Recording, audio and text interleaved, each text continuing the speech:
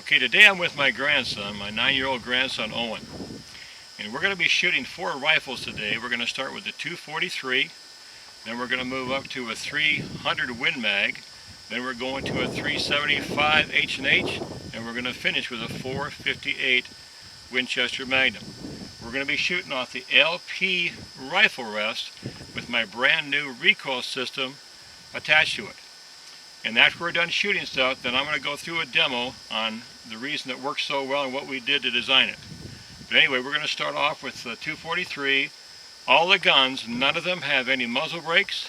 The loads are maximum loads. Right now we're going to shoot 100 grain in a 243 Winchester. Owen's up to shoot. Okay, buddy. Just like we talked about. Like that. Alrighty.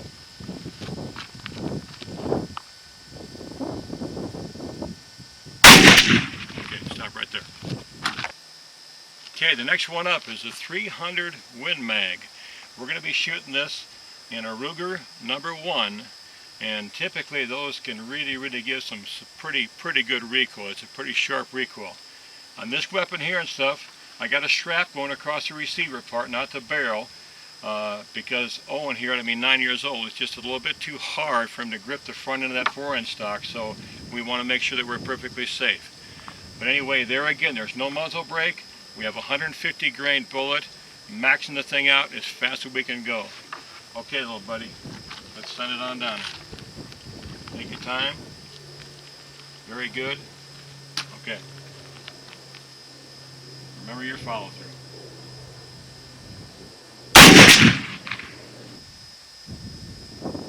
Okay, now we got the 375 H&H.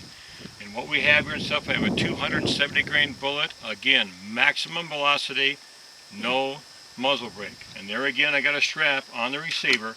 It's not going to affect the accuracy, but there again for Owen and stuff, where he can't quite grip it tight enough. So anyway, let's send this thing down range, buddy. They're very good. Gentle squeeze, keep looking down the barrel.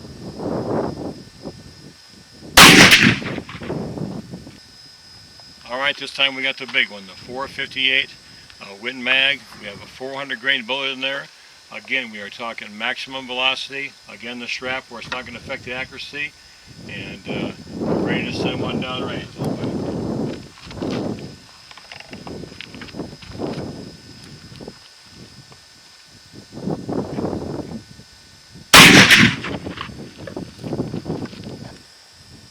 Well, anyway, that was sure a whole lot of fun, and I'll never forget when I asked my grandson Owen if he'd shoot this big 458, and he looked at it and he said, "Grandpa, that thing looks really scary." But Owen, how was that? Grandpa, I could shoot this all day. Well, anyway, I tell you what, that's pretty neat, and I'll tell you what, the next segment I want to do here, I want to demonstrate or go through the reasons why I made this product, and then basically how it works. Okay, the reason that I developed the recoil system for the LP rest, one of the first reasons was flinch. You know, when you're shooting even like a 270 Winchester, like with a 150 grain bullet, I think in an average hunting gun, typical foot-pounds of recoil for that's about like 15, 16 pounds. And after a while and stuff, it just seems to me it was easy to develop a flinch, and that is very hard to get rid of. The other reason that I developed it was not to lose sight picture. Right now I have a 243 in here, and when you go to shoot that at varmints and stuff, okay, I would lose sight picture. The scope is going to jump up, and you're going to lose sight picture. Well, it does not do that with this rest like this. And the other thing was I wanted a system that I could actually wrap around the weapon like I normally do. Like I can wrap around like I normally shoot, to where that way I'm still attached to the weapon. I'm not going to be disattached from it or have to have some type of trigger mechanism to pull a trigger. I can do it all like I just normally do it. And the other reason was obviously the same ammo. Developing loads for bigger guns and stuff, well, from left to right, high or low, there again. I don't know if I'm moving or if I'm flinching, but here it simply takes away that problem. But I'm going to start in the very front here. This front part is a counterweight. The counterweight is attached by simply 2 little socket head set screws, so it can easily be taken off and easily be installed when you buy it. This weighs 19.85 pounds. Now the two purposes of it is obviously it's going to stabilize the rest from moving around. And the other thing is it's centered. The weight is centered in it, and that's very, very important because you don't want more weight on one side. Like if you're going to prop a bunch of stuff on a rest to shoot it, your weight would be uneven. It has to be centered. This is all perfectly centered, perfectly in line.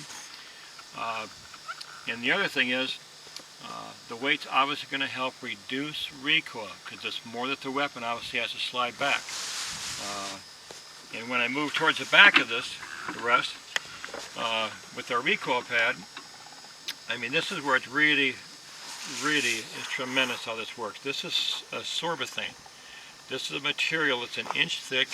It's 70 durometer, and it's almost like it feels like the muscle in a person's shoulder, because the weapon has to have something that's going to slide back into. But this not only decreases, recoil tremendously, it also absorbs a tremendous amount of vibration. Now on the back of the pad, here I have a 50 durometer sorbethane that's going to go into my shoulder. That's going to make it very easy on my shoulder, as I'll be showing you here in a few rounds I'll be shooting off a little later on. The other key thing is here I can adjust the tilt. It's very important when we put the weapon back here that I can go ahead and adjust that tilt to get it properly set in there where I want it to be. And then I have a jammer where I lock it in. Once I lock this in, then after recoil, if it moves on me, I simply pull it all the way back. It's going to stop there. I bring it back, and I'm ready to go again. The other feature is this quick release pin. I can go from using it to not using it. So if I want to get in there and shoot without using the pad, it's as simple as simply pulling this pin. The other thing is I can adjust this, obviously, at all these different positions, because every stock's going to be a little bit different. So this one right here, I'll be shooting on that one right there. So what I want to do now, and there's also a counterweight here that's obviously perfectly centered. The overall weight of the total rest, it is like 61 pounds. So obviously that is considerable weight. Is it too hard to handle or too hard to lift? No, but it is easy to take off. I mean, like I said, two little socket head screws here, I can remove it, because a lot of people I think are going to be using this counterweight if they do not use a recoil pad just to stabilize the rest even more. Or I can remove this and use this pad without having that weight on there also. But what I want to do, I want to send a round down there, send some lead down there with this 243, and I just want you to notice that how the weapon is not going to come up, and I can continue my sight picture and keep looking through it. And then after I do this weapon, I want to take a shot from the 375 and the 458. But there again, I want to just have you watch this really closely, like my shoulder and how much the gun is actually going to move. Okay, I want to send one down.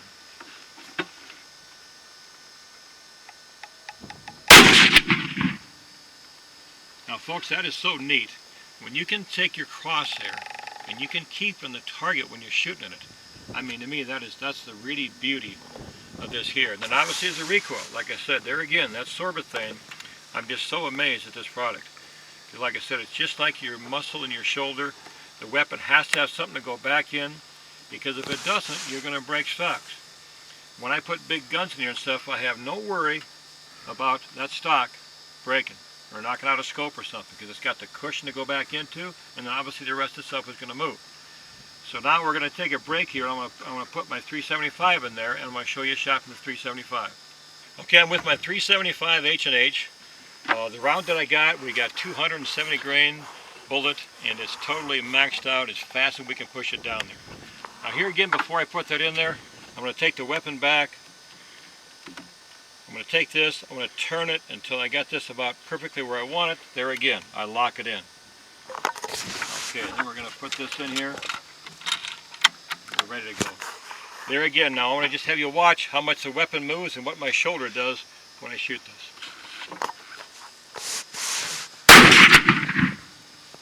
I mean, to me, folks, that's incredible. Usually when I'm shooting a 375, I mean, I get like about, 7-8 shots from this thing. That's about all I want. Literally, I could shoot this thing all day. The next one up, I'm putting the 458 in there with a 500 grain bullet. You got to excuse the wind if you can hear some wind noise on our video. I mean, I'm here in South Dakota, that's where I live. I guess if I'm going to wait to shoot when the wind's not blowing, I guess we never will get this video done. So we do apologize if there is any wind noise on there. The 458, 500 grain bullet. This is the maximum load we can put it out there. I think it's like 2,050 coming out of the muzzle. And there again, no muzzle brake.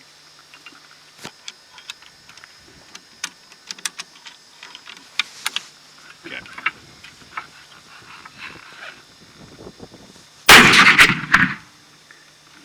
Okay, folks, I can actually see where that bullet hits.